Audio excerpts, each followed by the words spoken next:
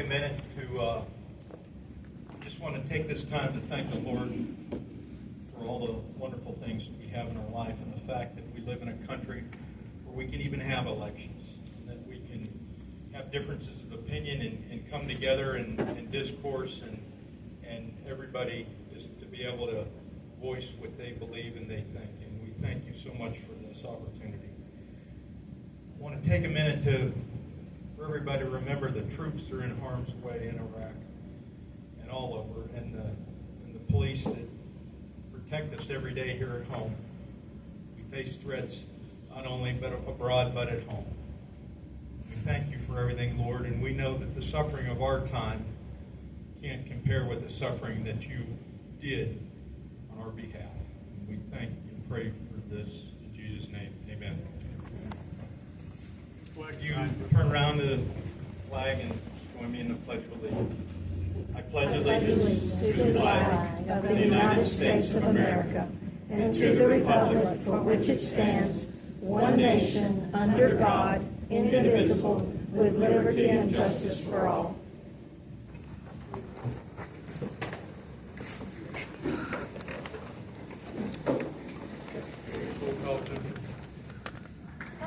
Here. Here. Here, Jim. Here. Everybody's here. Everybody take a moment to check out the minutes. Motion, we approve them.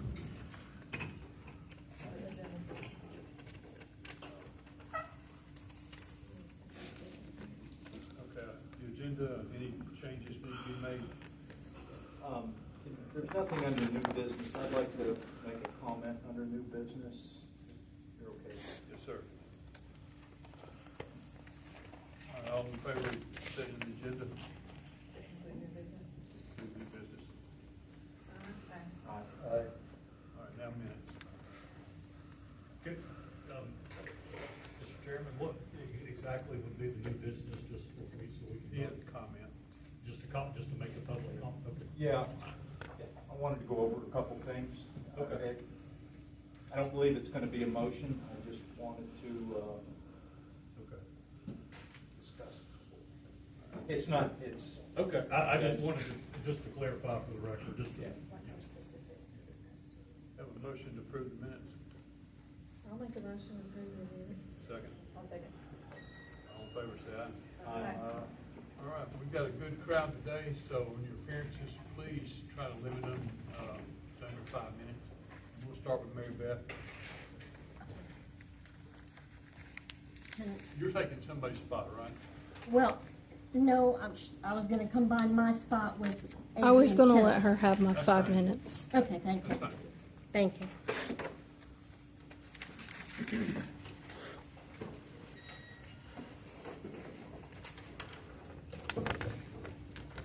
Good afternoon. Is it on? Let's see. My name is Mary Beth, Catoosa elector, and this is a letter that I'm going to share with you from voterga.org, Garland Favorito. It's dated March 10th, 2026, and it's addressed to Deer County election directors. The Georgia Association of Voter Registration and Election Officials, known as GAVREO, is currently opposing all legislative attempts to secure our 2026 elections. Specifically, they oppose the House Election Study Committee recommendations to bypass the illegal, unverifiable QR code on our current ballot marking devices by hand counting early voting results for 2026 elections. Gavrio also opposes the Senate Bill 568 alternative for 2026 that offers all of these election security improvements. Hand-marked paper ballots that eliminate unverifiable QR code votes, comprehensive audits to help detect vote count errors, true recounts in close races to help secure election results are accurate or correct. Excuse me. Ballot batch identifiers to help detect unauthorized duplication of ballots, activation of infrared capabilities to help detect counterfeit ballots, timely availability of voter lists for reconciliation accuracy, and better enforcement of voter roll cleanup laws.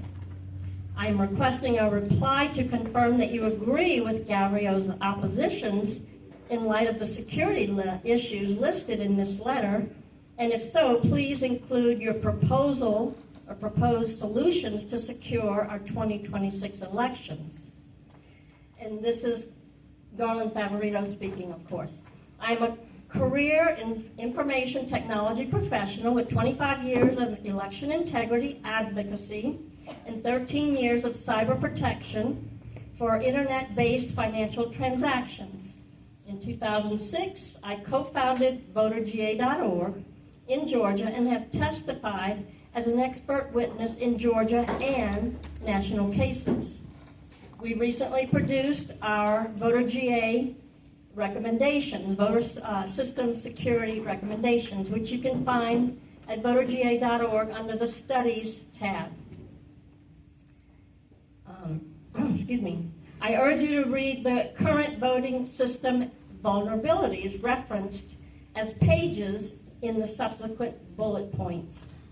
We believe Gavrio's opposition to current proposed House and Senate security measures threatens to create a statewide election security crisis that I want to make sure you understand. Unrefuted expert witness testimony, legal discovery, and the only forensic exam of an authenticated county election server has documented numerous security issues in our current Dominion Democracy Suite 5.5a system that must be immediately addressed and cannot be fixed with a software patch. Examples are vote count failures. 1, Georgia's system declared wrong winners in the 2022 DeKalb Commission primary, where a 75% count error was discovered only after a candidate got no votes in a precinct where she lived. 2, Georgia's voting system failed to count 1,642 votes in the 2020 Gwinnett County general election, and this was only detected because a presidential hand count audit was ordered. 3, the 2022 U.S. Senate candidate lost 21,586 votes in a 4-minute span on election night, while both his opponents' vote totals increased by 4,036 and 333, respectively. 4, logic and accuracy testing cannot detect malware-based fraud because the malware can be programmed to count correctly during testing and not the election as shown above. Excuse me. Illegitimate certification. 1, Georgia's voting system does not have legitimate federal or state certifications because it relies on hard-coded passwords and unnecessarily exposed encryption keys in clear plain text. 2, these vulnerabilities were exploited in a 2024 court demonstration to change election results on an authenticated copy of a Georgia election server in 3 minutes with 6 lines of code. 3, QR code mismatch errors found in 63 of 65 Georgia counties in 2022 elections are the same errors that caused a Tennessee county to decertify and remove their Dominion system. Audit inadequacy. 1, the inventor of the risk-limiting audit process has explained many times to Georgia officials and in court the reasons why risk-limiting audits cannot be used to audit BMD systems. 2, a ballot image audit cannot prove the system counted correctly because images can be altered before the audit is conducted, thus only a hand count of paper ballots is a legitimate audit. 3, Governor Kemp's study based on VoterGA research proved the 2020 hand count audit and machine recount had major discrepancies that never confirmed original presidential vote totals.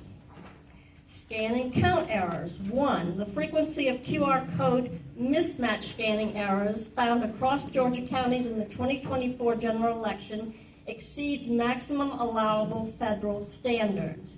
2, the 2024 general election, over 92,000 ballots were double scanned before, during, and after certification, and still largely unexplained reasons. 3, the 2020 general election. In the 2020 general election, 3,930 ballots were double scanned and double counted in the election results. Remote tampering. 1, Georgia's current Canadian-based voting system was developed and maintained from Serbia without the knowledge of Georgia voters and county election officials. 2, Georgia county election servers were accessed remotely during the 2020 general election and 2021 Senate runoff despite claims to the contrary, and are still exposed to remote access. 3, over 3,000 election program files were modified without detection after the county server was installed, thus voiding its certification. 4, the county election server was found to contain an uncertified compiler that allows a bad actor with remote access to create and deploy malware to all county election equipment. 5, the Secretary of State has not addressed the vulnerabilities, and no one in the SOS office is responsible for cyber security. Legal compliance issues. 1, the U.S. District Court found Georgia's current voting system does not comply with state statutes for verifiability in elector-readable choices, but it has been deployed for 6 years anyway. 2, the President of the United States ordered an Election Assistance Commission to decertify all QR code voting systems in Executive Order 14248, signed March 25, 2025. 3, Georgia's voting system cannot genuinely comply with the Help America Vote Act verifiability standards. Georgia's current Dominion voting system has an established track record of these security issues, most of which are not detectable by election officials during the normal course of conducting an election. For these reasons and many more, we believe the risks of doing nothing for 2026, as Gavrio and some election officials advocate, far outweigh risks in efforts to secure 2020 elections. In 2002, Georgia moved from a disparate systems to paperless, unverifiable, direct recording electronic voting system, the DRE voting system, in exactly 6 months. We believe doing nothing for 2026 is not a legitimate option. We need to hear specifically from you whether or not you support Gavrio's position, and if so, how would you address these security issues? Thank you in advance for your reply, signed Garland Favorito. And we, the Catoosa Electric, want to know also, and I'll remind the board that you have the legal and constitutional right to act independently, to represent us, and to go to hand-marked paper ballots. Thank you very much. Thank you, Mary Beth. Jeremy Jones.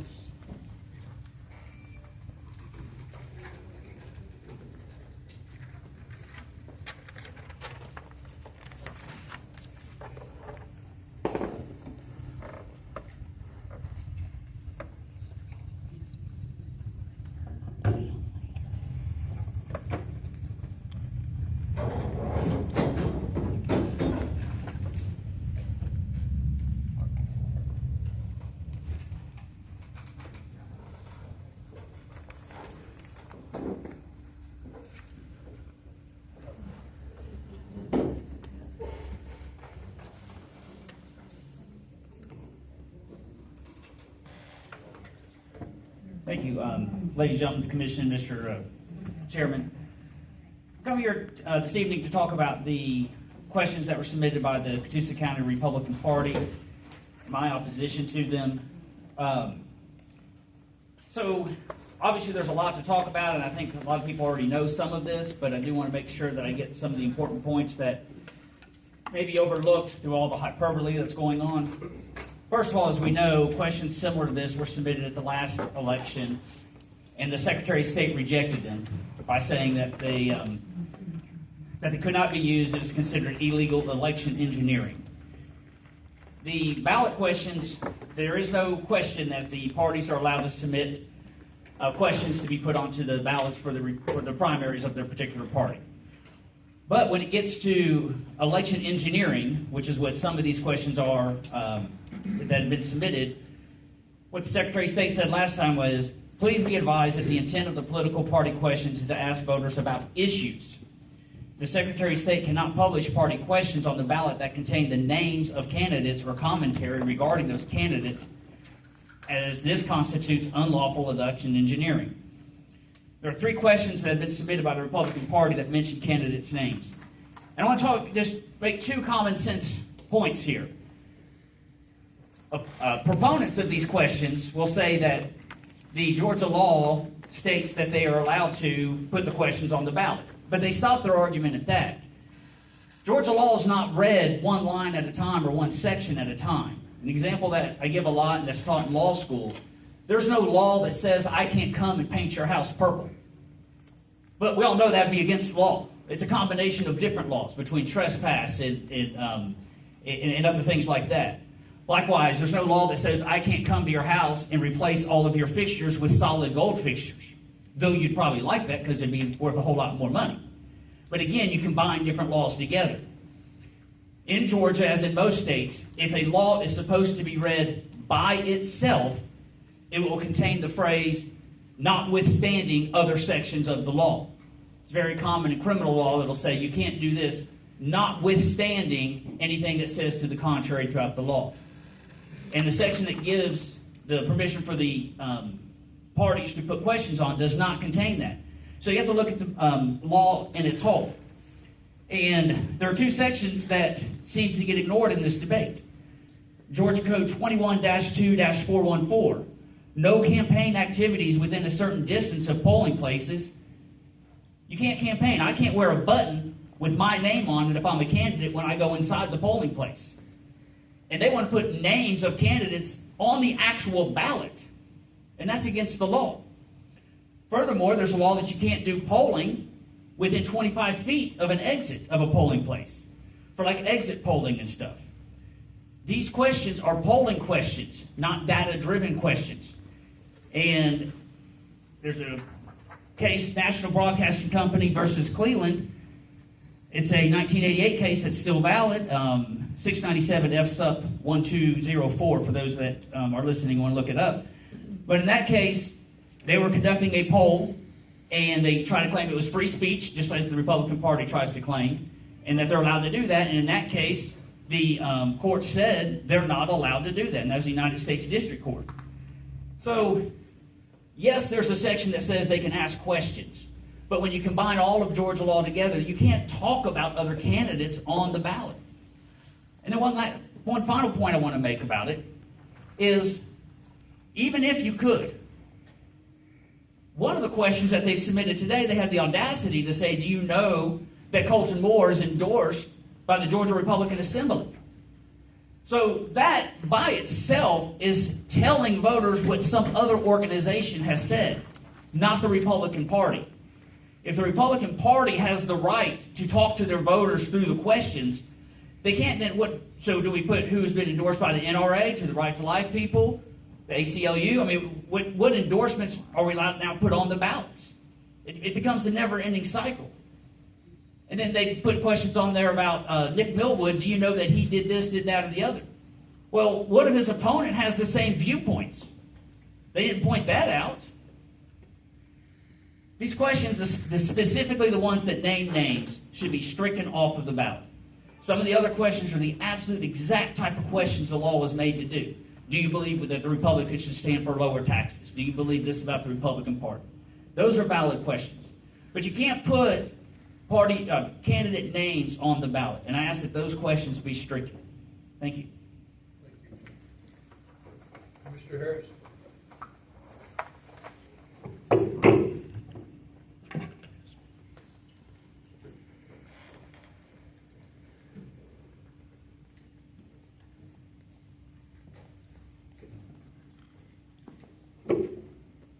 Good afternoon, Chairman, Board. kind of strange to stand on this side speaking. I just wanted, first of all, I want to say this. Thank you. Thank you for everybody up here that serves. A lot of you have been here quite a few years, and I know it's not easy. This one should be easy. I'm here to speak about the polling questions. Shouldn't be a hard decision. I know a lot of decisions you make are hard. But this should be a fairly easy decision to make because right's right and wrong's wrong. Mr. Coles, I appreciate in your prayer you mentioned our troops that are fighting overseas and putting themselves in harm's way. A lot of what they're doing overseas is fighting for people's right to have free, fair, and open elections. People that have never had that before. These questions are just another way of a small group of people trying to chip away at the rights of the voters. And I'm asking you to make a simple decision that the questions that are clearly aimed at political opponents not be allowed. Now, if you vote to allow them, then vote to allow people that are running for office. We could put our pictures or our logos or whatever on the front of the ballot, because that is absolutely no different than people being attacked on the back of the ballot. Or take away the 150-foot rule, let people wear whatever they want to, take pictures inside the polling places, because if this is approved, there really should be no rules. It's just an open, fair game. Anything goes. So I'm asking you to do the right thing, vote this down, use common sense. I know you will. And I'll go ahead and thank you ahead of time for your decision. Thank you, Commissioner. Mayor Millwood.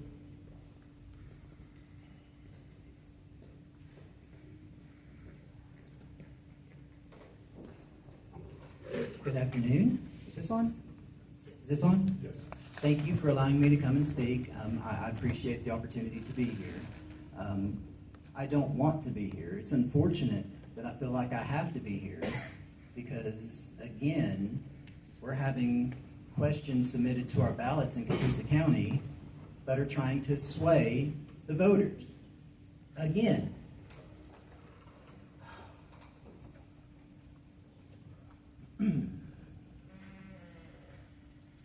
I'm thankful that Jeremy Jones here was here to talk about the legal aspects of this and the specific laws. When I saw these questions, it's not hard for me to tell cheating when I see it. And that's exactly what's being attempted with these questions. They're trying to sway voters inside the ballot box. I shouldn't have to be here fighting against our local Republican officials because they're trying to cheat in our elections again. And so I appreciate people like you who in the past have stood up to this nonsense. And really the only thing else that I have to say is that help is coming. And I'm sorry that it hasn't yet. This will all be coming to an end very soon. I hope that you do the right thing today and vote down these questions. Thank you. Thank you, Mayor. Representative Horner.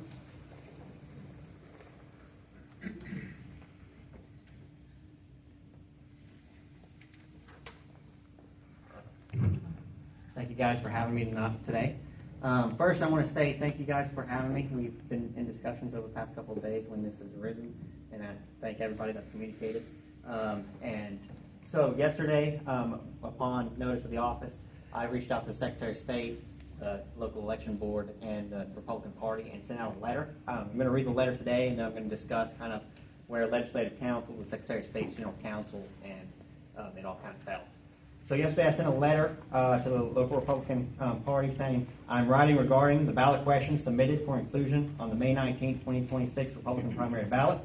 While I respect the authority of the Catoosa County Republican Party to submit party questions under Georgia law, I'm concerned about the inclusion of questions that reference specific candidates and outside organizations in the context of active Republican primary races.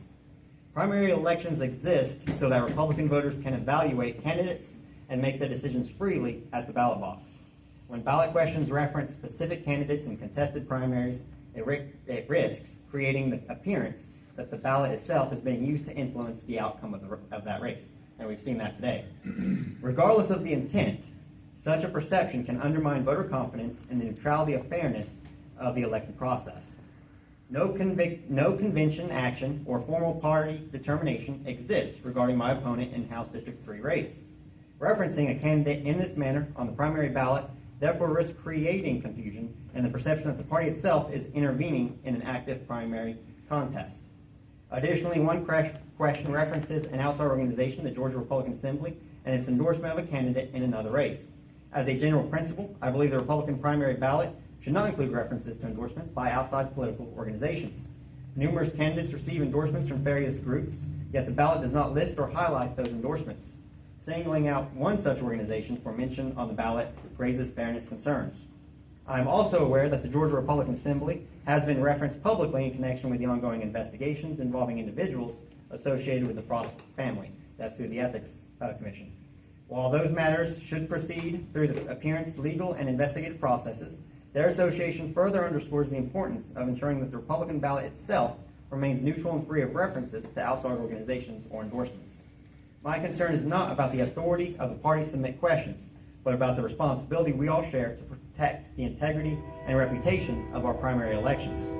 Republican voters deserve to make their decision between candidates without the ballot itself appearing to influence that choice. For those reasons, I respectfully request that the Catoosa County Republican Party consider withdrawing or amending any ballot questions that reference individual candidates in contested primaries or endorsements by outside organizations. I remain confident in the wisdom and judgment of the Republican voters of Catoosa County and will continue to stand on my record and platform as I ask for that support. Thank you. Now, so I sent you guys this letter about midday yesterday. The Secretary of State's office hasn't been in contact with the election board on these issues. I talked to Legislative Counsel on this issue as well, and due to the 11th Circuit's appearance, I'm just going to talk about opinion versus their opinion so we don't get into legal specifics. The problem with drafting any type of legislation or action on this issue is that it can be constitutionally overturned by the federal Constitution, depending on the ruling of whatever that case comes out.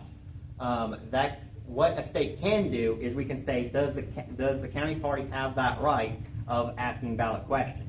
And we've seen that in other counties before, to where they ask very specific questions. Just in Walker County, they had the issue of going from a 1-chairman board to a 5-chairman commissioner board. That's the importance of county ballot questions. So it's kind of like a light switch at the state. We can flip it on and off, but we might not be able to regulate it depending on the constitutionality of the case before the 11th Circuit. So it comes down to the county party, and it comes down to the election board and to the SOS in making those determinations until that court case is resolved. I'm sorry you guys are kind of stuck in the middle of that, but that's from 3 different types from lawyers and my and counsel as well. So if y'all have any questions for my office, if there's anything I can do specifically for you guys on further issues, I'm all ears, and if anything I can do on this issue too, I'll help you guys out. If y'all have any questions, you're welcome, but I'm going to sit down for now in case, but I'm here in the audience for you guys. Thank you. Mr. Fan? I signed up in case my wife wanted to talk. Either But one. you want to talk?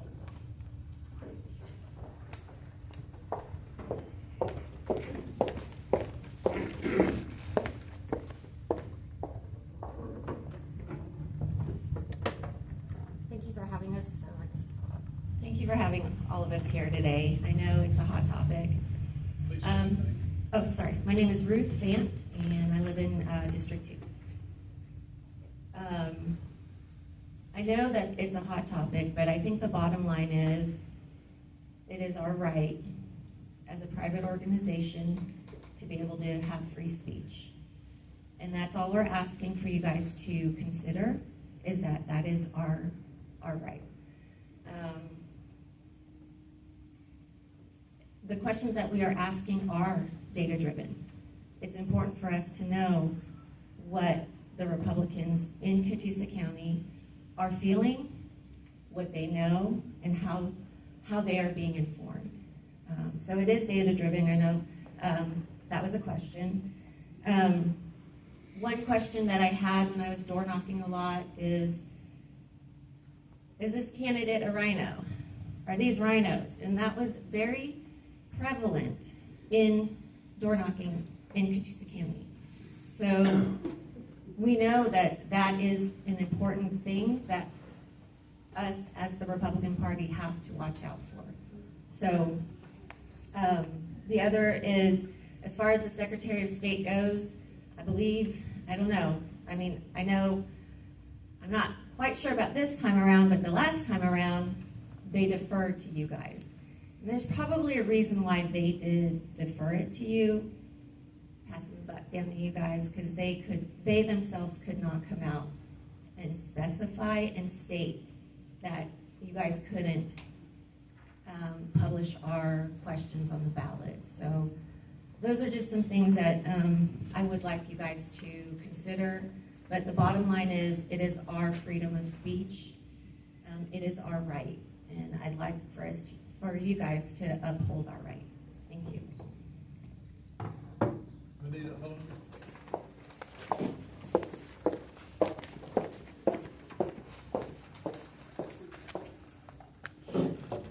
Good afternoon, ladies and gentlemen. Is it on? Can you hear me? I turned it off. Well, good afternoon. I am here to speak against their statements. They're not questions. And as somebody that was a victim of this type of vicious attack, I'm just stunned that Mr. Millwood and Mr. Harris are having to go through the same thing. Now, my reasoning for these are not legitimate. If I came on election day and I went from booth to booth and told people this is who you need to vote for, that would be the same thing, because I'm advertising for a candidate. The GRA has no business involved in our elections. I think it's proof of the pudding when they put the GRA on their questions. They're not concerned with the Republican Party whatsoever. They're trying to promote the GRA, which has interfered in elections throughout the state. And they continue to try to control the elections. So how do you put one of your own in place? You just eliminate anybody that wants to run. That's a violation of my freedom of speech. They are not the only ones that are entitled to freedom of speech. When I vote, that is how I'm speaking. That's who I want to be my representative. This is the most absurd thing I have ever seen in my life. We're the laughing stock of the state because of all these shenanigans. But, you know, it's obvious they're not here because of the GOP. So what is the GOP? They consider if you pay your $35 to be a member, then you're a Republican. I'm sorry, but the voters in this country are the Republicans. You cannot say who is or isn't a Republican. Y'all refer to your little club. Well, I'm sorry, you're not a club. It's the body of the people that vote Republican. So when your club wants to put somebody on the ballot, you want people to come out and vote as a Republican. You can't have it both ways. You can't say somebody's not a Republican unless they're part of their party. And this is the most ridiculous thing I've ever seen in my life. I mean, this is setting precedent for this type of shenanigans. If y'all approve something like this, it's going to set precedents for the state. And because this is not going to go away. And I am absolutely floored at the extent this group has went to make our party a shamble and make us a laughing stock in the state. There is still places that I can't go without somebody going, bop, bop, bop. This is getting out of hand. It's getting totally out of hand. But it's not fair to Mr. Millwood or Mr. Harris to have to be here today and worry about the things that are going on. They are good men. They want to run for office. They want to help the citizens in this county. They have no ulterior motive except to serve. So please don't allow this kind of junk, because I'll come and I'll go from booth to booth and say, you gotta vote for these. Thank you, Mr. Dean. Joanne?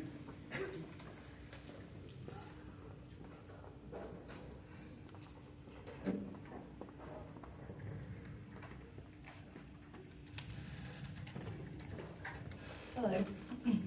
My name is Joanna Hildreth, and I'm the volunteer chairman of the Catoosa County Republican Party. I've lived in this community for most of my life, and I love Catoosa County. Just like the majority of citizens in our county, I believe in personal freedom, individual rights, low taxes, traditional values, protecting life, and gun freedom, all part of the Republican Party platform. And I believe the Republican Party should actually stand for those things. The Republican Party exists to make life better for the people by turning the Republican platform into law. That is the purpose of the party. We are all unpaid volunteers. When we stand by our platform and fight for it, we help the people of Catoosa County, and we build trust with voters. But let's be clear, the Republican Party is not the government. It is not an arm of the state. It is made up of volunteers from this community, people who give their time because they believe good principles should become law. And we welcome every principled Republican voter to join us, get involved, and have your voice heard. Republican voters expect the Republican Party to tell the truth. They expect the party to inform the public. They expect the party to help make sure they are not being misled by politicians who wear the Republican label but do not stand for Republican principles. Some opposing this want the exact opposite. They want the party to sit down, shut up, and clap for whoever has enough money to buy a primary and fool voters with campaign mailers and empty words. They want silence from the party. They want silence from the public. And what they are telling the election board to do is something that is plainly unconstitutional and against state law. To refuse to publish ballot questions that state law clearly says the board shall publish. So think about that. Instead of letting Republican voters hear from their own party, talk with their own party, and learn who is really standing with them and who is not, they want the election board, which is the government, to violate the First Amendment by policing the party's speech through the ballot questions. And that's wrong. The people of this county deserve honesty. They deserve a Republican Party that means what it says. And they deserve leaders who are not afraid of the truth. We are not backing down from telling the truth. We are not backing down from our platform. And we're not backing down from the voters of Catoosa County. We want all principled Republicans to be involved in the party and help us as well. Thank you.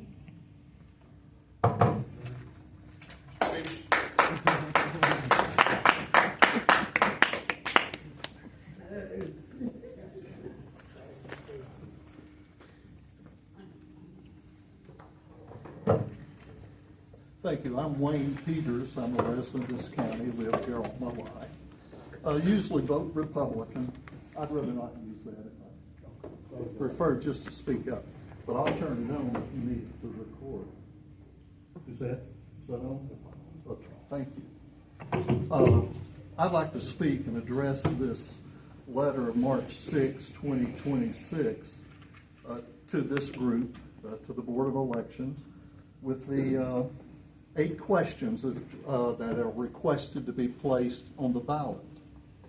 There's absolutely no question that the Georgia Code annotated section 21-2-204 says that in any general primary or a political party shall submit to the members any matter or question to be voted upon.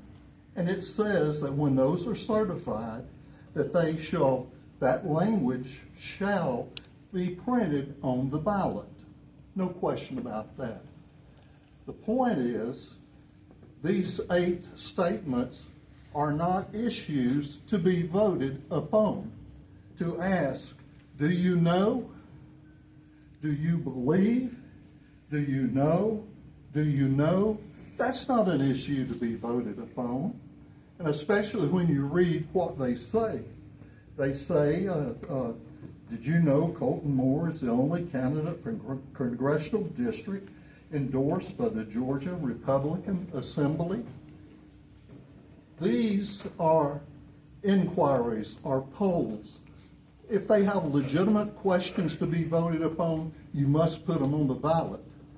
But no part of Georgia law gives anyone the right to put on a ballot, what do you know, what do you believe? And that's what they're trying to do.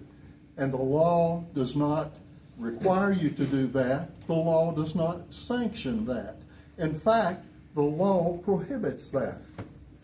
If I came over here and within 150 feet of this building, I put up a sign that says, do you know that the Catoosa County Republican Party convention delegates voted to expel Chuck Harris from the party? If I'm within 150 feet of this building, I'm violating Georgia law, because Georgia Code annotated section 21.2.214 says, no person shall solicit votes in any manner, or by any means or method, nor shall any person display any campaign material. I don't believe I could put one of these statements that name these three gentlemen out here within 150 feet without violating the law. You'd take it down and I'd be guilty of a misdemeanor in the state of Georgia. They're asking you to put something on a ballot that can't be within 150 feet of this building when the election's held. The Georgia law does not sanction that. The Georgia law does not give anyone to ask me what I believe or what I know. It only gives the party the right to put matters to be voted upon. Some of these matters could be voted upon. Do you believe that anyone, do you know, or do you want the Republican Party to ensure our candidates for office are for gun rights? Now that's a legitimate question to be voted upon. That's far different from the questions regarding what you know or believe about the candidates. All I ask you to do is, let's follow the law. I'm not here for or against anyone. I'm here to encourage you to do what the law requires you to do and not do what the law prohibits you from doing. I thank you for your attention.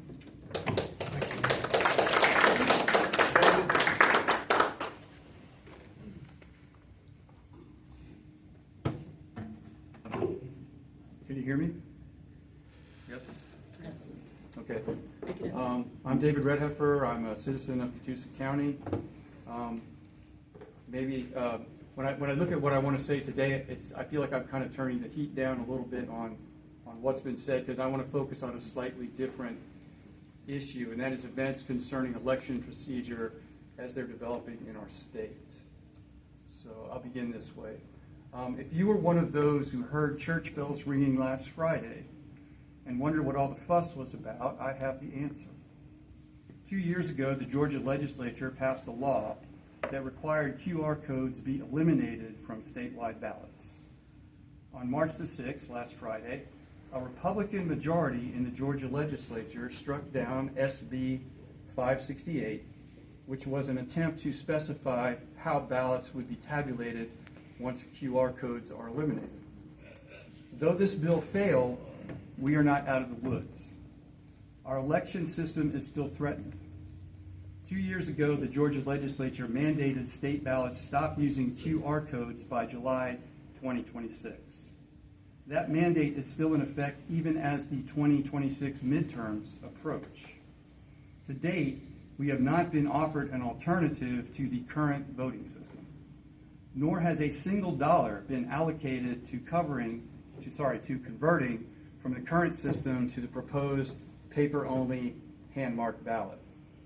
The current system costs the state of Georgia $107.6 million. Conversion costs would be $32.5 million to $300 million, depending on the source. This despite no evidence that the QR code distorts or interferes with a voter's intent. I should say no credible evidence. Interferes with the voter's intent or hides anything from the voter, since the choices voters make on the screen are printed on the current paper ballot and can be reviewed by the voter before casting their vote. So I'd go on to say it's a responsibility of poll workers to remind the voter to review their paper ballot before they submit it to the scanner, that is to say, before they submit their vote. There's more bad news. Current law makes it easier for individuals to challenge a voter's eligibility, potentially causing chaos on election day as voters show up to vote and find they're no longer in good standing on the voting rolls. Moreover, all advance and absentee ballots must be counted within 1 hour of polls closing, which has been called an unworkable mandate. It might be feasible in a small county like this, but you can imagine Fulton or Cobb getting absentee ballots, getting early ballots like right up to the last minute, and having to count those and have that submitted within an hour after polls close. And new ballot handling, chain of custody, and voter verification procedures are now mandated that place an unfair burden on election officials and poll workers. In spite of this, Georgia State Senator Max Burns isn't worried. Burns confidently defended the legislature's evasion of the issue. It is technically possible to remove the QR code or any readable content and read the actual content of the ballot, he said. We are going to leave the details and technical requirements up to the Secretary of State as they work through the implications of this as required by law. So in other words, the legislature wants to kick this can down the road. They don't want to take a stand. They don't want to establish a procedure. They don't appropriate any money. And instead they want the Secretary of State, who in some quarters is not very popular, as the guy who took the phone call asking for 11,000 plus votes from the president after the 2020 election had been certified. This is the same person that they want to somehow work this out without, I guess, any input from them. So to that I say sure. Georgia's new voting rules are advertised as making our elections more fair, more transparent, and harder to compromise. Their goal is public confidence. What they will deliver, in fact, is chaos. Without the legislature having the courage to specify or pay for the new election rules, our elections will be a sham. As another state senator put it, it would be chaos if we were to implement it this fast, these changes. It does not protect Georgians, and it fundamentally destabilizes our electoral system. None of this inspires confidence. Church bells don't only ring in triumph and celebration, they commemorate the end of life and defeat as well. At times it can seem as though uncertainty is the desired goal. I hope not. I never want to hear the death knell of free, meaningful, and orderly elections in Georgia. Thank you. Thanks, David. David's the last one we have on the list, but I will open the floor up. Anybody else would like to make a comment? All right, if nobody speaks up, we'll move on to our business.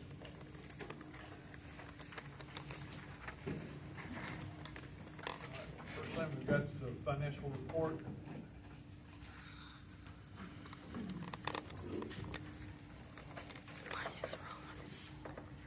Rebecca, we're still on pace with our budget.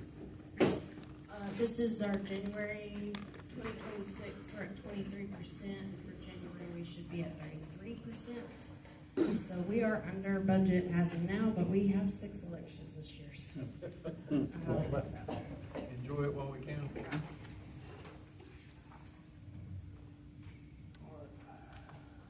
Monthly report and registration numbers. So I've been giving you guys a monthly voter registration totals, which are on our elections website for anybody that wants to know. They're updated monthly. It's just broken down by precinct, by cities, by districts. But it's on our website, but that's your copy. I mean, currently we have 46,535 active voters, 5,088 inactive, so a total of 51,623 registered voters. And then attached is just what all we've been doing for the month February, so, which is a lot. Anything to report on the city of Fort Oglethorpe or Ringgold? Nothing to report from Fort Oglethorpe City. City of Ringgold, we will be having a special election for them. It will be added to the May 19th general primary. So I went ahead and just gave you the list of the qualified candidates for everybody, which also includes City of Ringgold. So we only have one qualify as mayor, and then four council member at large. So, but I believe that Ringgold City is just a majority rules. It's not a 50% plus one. So.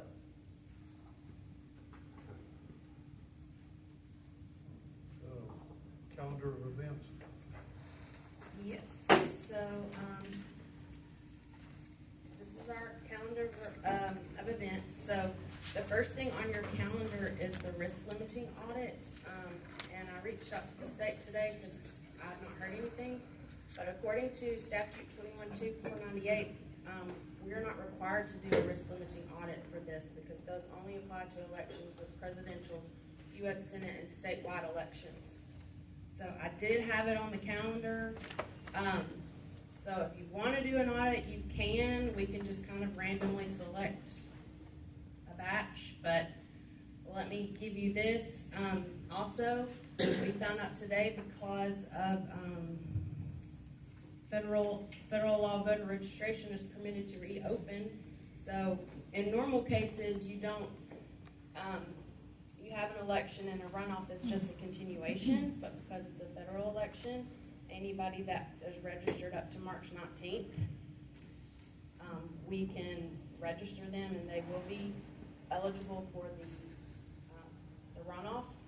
And as of now, we have 1,200 apps to process. So that would be a great day for us to work those 1,200 applications. So, that's up to you. But again, we've got to process all those new registrations. We have to proof ballots.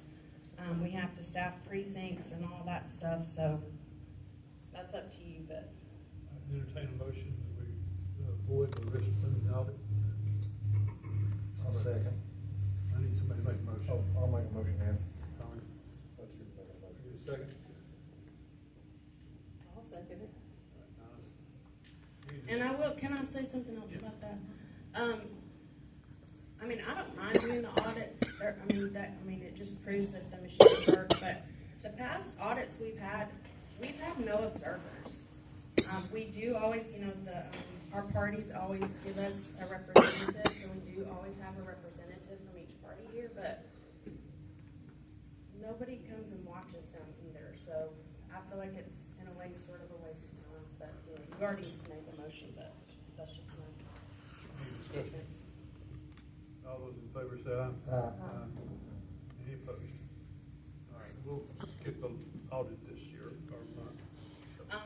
And then to continue, we will start, as we did receive our ballot proofs today for the runoff, so our plan is to start LNA for the runoff on Friday the 20th. I know Jim asked if he could be there for that, so I've already asked him. If anybody else wants to come, they can, because starting Monday is Gabriel, or the 23rd is Gabriel. 4 of you will be at Gabriel in Athens while we're LNAing the rest of the equipment. So that's what we'll be doing while y'all are there. And then starting Monday the 30th, we'll start advanced voting for the runoff. Tuesday, advanced voting. Wednesday, advanced voting. Thursday, we will be open. Thursday the 2nd, we'll be open until 7 p.m. And then we will be closed that Friday for Good Friday. So we only have 4 days to vote for the runoff. And then election day is April the 7th. So that Monday before will be our bulk update and poll pad drop. So would anybody like to? I did it last time. So. I can do it again. Do y'all want to keep your same shifts that you worked this last election for the runoff?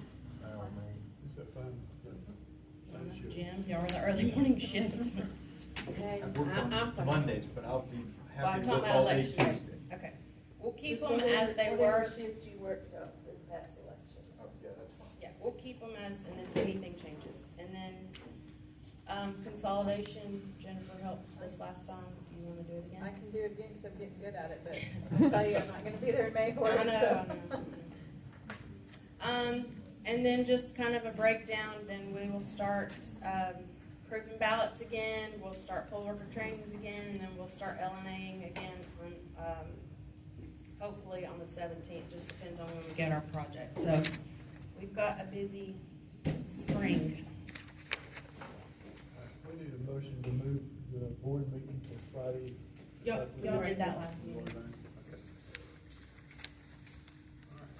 Anything else on the calendar? All right, Gabriel and Athens. What time do we want to leave on Sunday, guys?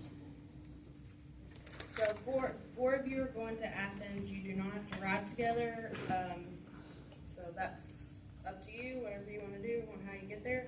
I understand there's not a good county car available. No, our county vehicle has a product recall on it, and we haven't received that recall. So What time do we need to be there?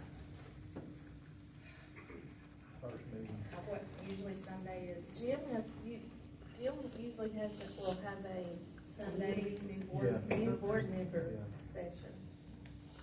So I have to be there on Sunday, don't I? Yeah, I don't know what time it is there, they haven't released the schedule yet, but yeah, I mean, you don't And I'm have just- to go to that, but it's informative. I was planning on driving.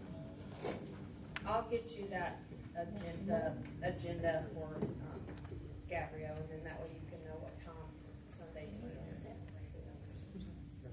And then Jennifer, I guess you're gonna hang out with us and watch it and do LNA with us.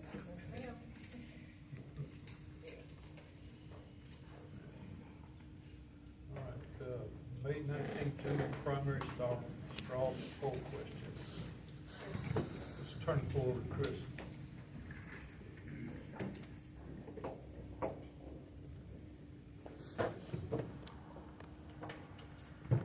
Thank you, Mr. Chairman. As this board well knows, we do have 8 questions that are now before this board. And now the issue is, what does the board do with these questions? We have 8. Obviously, over the past week, we've heard from several individuals. In addition to the speakers tonight, we did receive a letter from council for the Clay Fuller campaign. You all, I believe, have that in your packet. We also received a letter this morning from council for the Catoosa County Republican Party. You all should have that, and hopefully you've had an opportunity to review that as well. And then, of course, as Representative Horner alluded to, we have some guidance from the Secretary of State's General Counsel, Charlene McGowan, and of course her, in her opinion, the questions that reference or suggest opposition or support of a candidate would constitute unlawful electioneering under 2 Georgia statutes, OCGA 21-2-413 and OCGA 21-2-414. So we're here today because obviously we went through this 2 years ago, and I believe it was Ms. Pant who correctly indicated that the Secretary of State, while they did voice an opinion on the 2024 questions, in addition to this year's questions, they did dump it in your lap. Unfairly, in my opinion, but we assumed the situation was going to be the same this year, so we went ahead and put this on an agenda so we can have this type of meeting, so voices can be heard, and you all can make this decision today before we get pushed up against deadlines like we were 2 years ago. So, that being said, I don't know that there's a right or wrong way to address the questions. You can take them up one at a time with a motion and a second and a vote. Or, there could be a motion to submit them all. You can do it that way, or there could be a motion and a second on a vote to remove the three questions that reference the candidates. So I'll be happy to answer any questions or make any other suggestions. There's not necessarily a right way to do it. Those are just sort of three ways you could approach it. Can we go ahead and make a motion? If you want to make a motion, you go Okay, ahead. I'd like to make a motion that we remove question 3, question 7, and question 8 for unlawful electioneering. It's my belief there should be no campaigning on the ballot. If you mess with the ballot, I mean, where's our freedom? Need a second, open this for discussion. I'll make a second. Thank you, Tommy. I need discussion. Is there discussion? Yeah.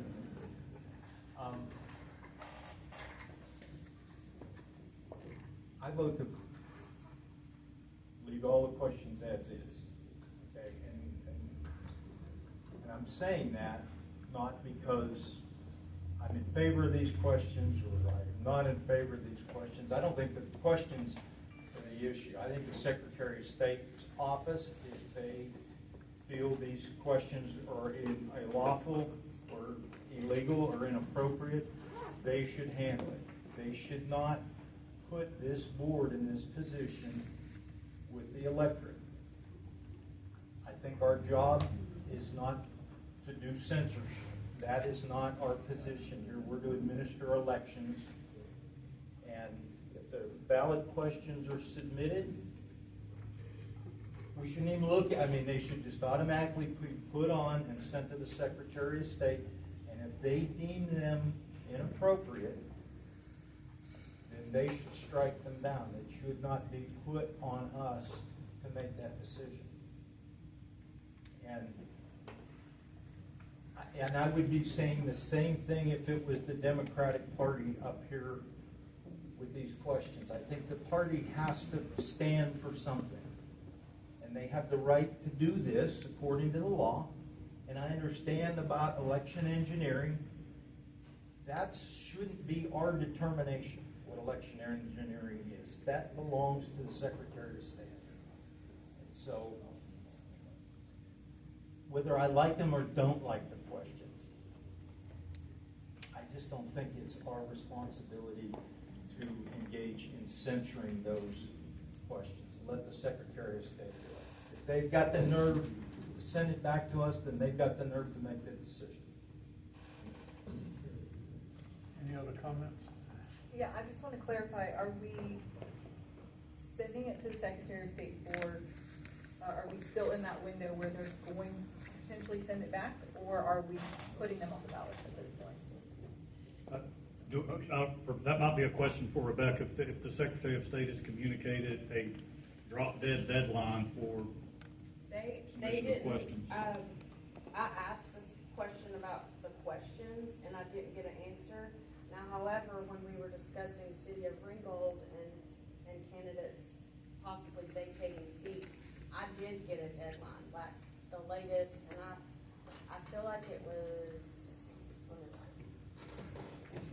I feel like it was the 23rd, is that right? Should be a Monday.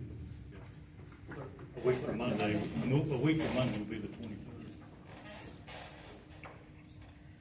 I can't remember that date specifically, but I can look it up. But they were like, that is the last possible, like, and that's even pushing it because, you know, if there's something wrong on it, we have to send ballots back. Like, it's messing with our testing and getting C.L.U.C.K ballots out, because that does include military overseas ballots. I mean, there's a window of that, so you do have to consider those things. Well, what was the March 9th schedule? That's their deadline to give us their question.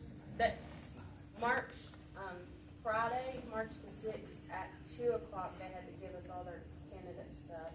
And then Monday the 9th at 12, they had to give us their questions. And most of the time, they just give it all at one time on that Friday. When does C.L.U.C.K start going out?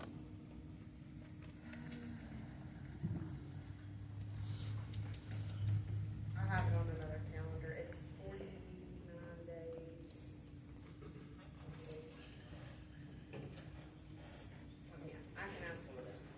got it on this one. The 30th of March. March 30th is when we mailed C.L.U.C.K. So, way before that. 'Cause Tommy, any comment? No. Anything else, Jim? I mean, I'm with Jim. I don't have any problem pushing this back up to the Secretary of State. I know, my thoughts on the questions, you can talk to me about that afterwards, but I agree, it's wrong for them to just keep dumping it here. When we are here to administer elections, we're here to oversee a bureaucratic process. They're pitting everybody against one another in the whole time, because they won't take the responsibility to say, yes, this is lawful and legal, or this isn't.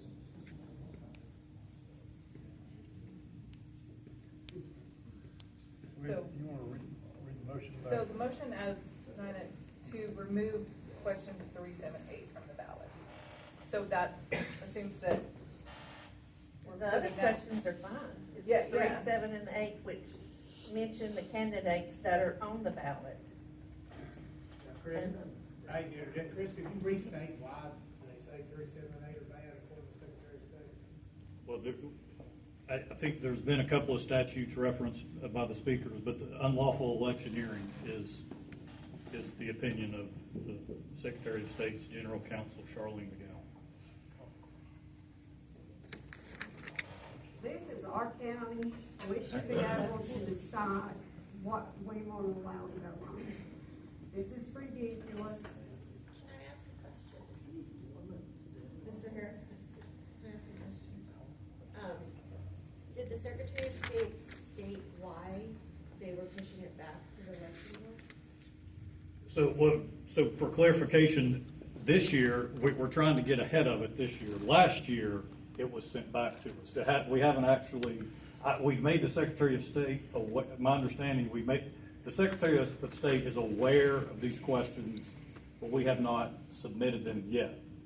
That 2 years ago, they were submitted and were kicked back, and then we were basically, we got to have a decision, there was some discussion, I think, between the Republican Party and the Secretary of State, and then ultimately they were kicked back. So the purpose of putting them on the agenda for today is that we're just trying to get ahead of it, because we anticipate the Secretary of State doing the same thing this time around. So we might as well go ahead and Right. address the issue. And correct me if I'm wrong, it was not an outright rejection of the questions, it was, this is your problem. That is correct. That is correct. It wasn't an outright rejection. It's up to this board. Okay, we've got a motion on the table we need to decide on. Well, yeah, as long as there's no more discussion among the board. Is there a possibility that those 3 questions could be amended and reworded? Yes. And submitted? Yeah, we have to send them final. I mean, I need to get it to them as soon as possible because we've got to start. Whitfield County already got their written today for May, like. Monday or it Tuesday. would be nice. Well, There's a Yeah, we've got to address the questions we have now. And there's a motion and a second to remove 3, 7, and 8. And so obviously the discussion is, needs to be limited to that issue, specific issue before this board. I don't know that we need to make a promise on whether, I don't know if there's going to be time for more questions or whether the Secretary of State will allow that. I mean, there's a deadline. I mean, obviously the deadline for the questions, was, when qualifying ended, but of course 2 years ago that ended up being flexible. But anyway, there's a motion and a second, and as soon as the board is. The floor is not open. We are discussing this, not people on the floor. This is our discussion. So I'd like for us to vote on my motion. We need a second to call the question. Yeah, there's been a second, yes. You get a We second, have a right? second. All right. Yeah. We have a motion second. All those in favor of the motion say aye. Aye. Aye. Those opposed? Say aye.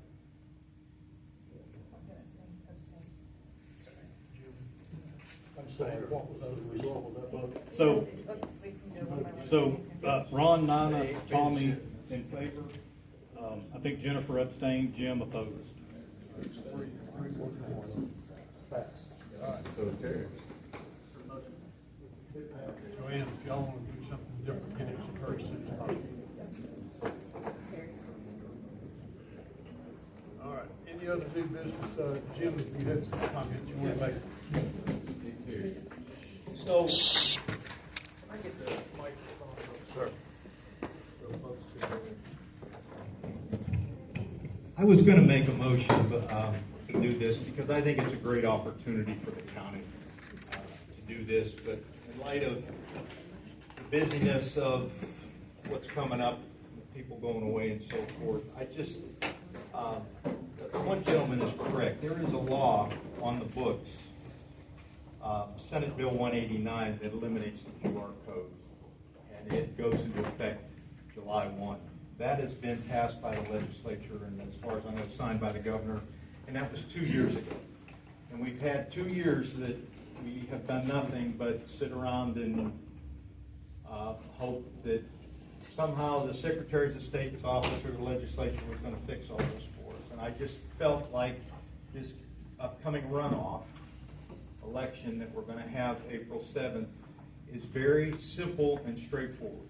We've got 2 different races with 2 different candidates, and all the precincts in the county are going to be the same. So the ballots would all be the same. And so per existing Georgia law,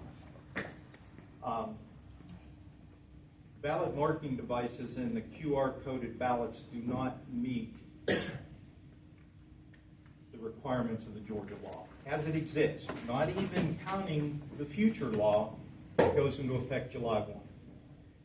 We've got an executive order by the president that says you can't use machines that have parts made in China.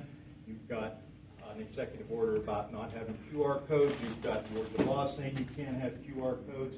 And the Georgia law is very specific that tells you how to run an election without the ballot marking devices. It's all in this purple book, and I verified that it's all still in there. And you can use emergency ballots, which we have to print and have on hand 10%. So this upcoming election that we just had, the runoff, we have to have over 5,000 ballots, emergency ballots on hand that typically just get pitched. Or I don't know what you do with them. You probably seal them up and keep them or whatever. By law, we're supposed to have 10% of those ballots. So what I was saying the opportunity is we just produce like 25% because or 30%, because in this last race we only had a little over 25% voter participation.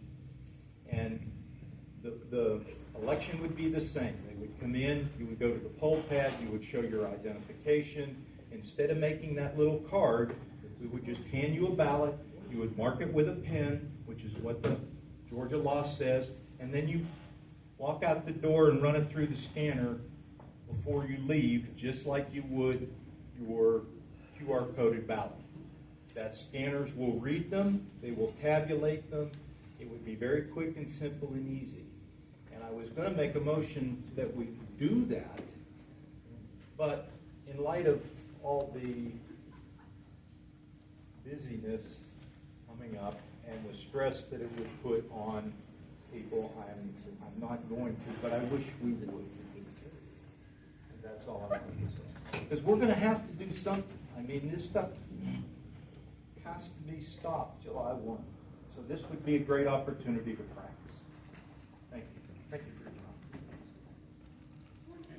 Any other business to come before this body? Motion to adjourn? Okay. I move we adjourn to executive session. I second.